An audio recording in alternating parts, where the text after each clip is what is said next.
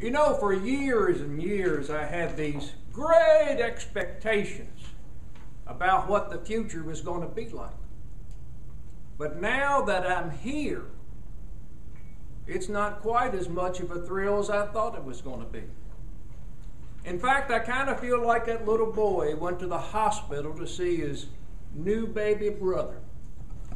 And as they were coming out of the maternity ward, the father leaned down and said, "Well, son, what did you think of your new baby brother?" And the little boy looked up at him and said, "Daddy, he is so red, wrinkled, and ugly. No wonder Mama kept him under her dress so long." Well, I've enjoyed being with you this morning. And before I leave, I'm going to ask y'all one question. How many of you remember your first day of school? Can I see a show of hands on that? Well, it's been a long time since my first day of school, but I still remember it because of what happened that day. I was a fat little boy. I was so fat that I wore Triple X Husky, which was Sears Roebuck's biggest size for little boys before they sent you over to custom orders. Well, when you're fat as a child, you sometimes get picked on.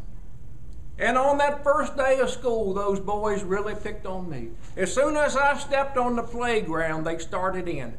"Fatty, fatty, 2x4, can't get through the bathroom door. Fatty, fatty, 2x4, you gonna fall right through the floor." I felt like quitting right there. Then Mickey Connor, the toughest fifth grader at Winona Elementary School, and my neighbor 3 blocks over, came up and stood beside me. Now, Mickey was a tall, dark, curly-haired boy with big red knuckles, and he rolled up his shirt sleeves so you could see the muscles he'd made working in his uncle's sand and gravel business. But Mickey was not a particularly religious boy, which is why I was so surprised when he dropped down on one knee and began to pray. He said, "Dear Lord, forgive these boys for picking on my friend Gary. He can't help it. He's so fat. Don't let me knock out too many teeth. Amen." Well, when he said that, those teasers scattered like peas firing out of a pressure cooker.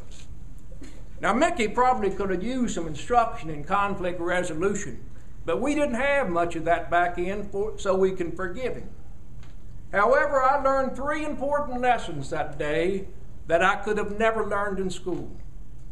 The first lesson is that good friends are precious. The second lesson was that you don't pull on Superman's cape and you don't mess with Mickey. And the third and most important lesson was that the right person at the right time can change everything.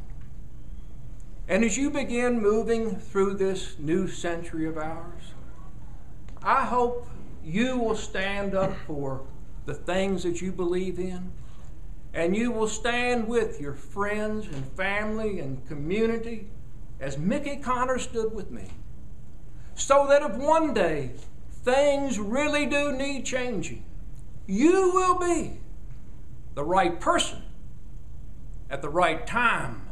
Amen.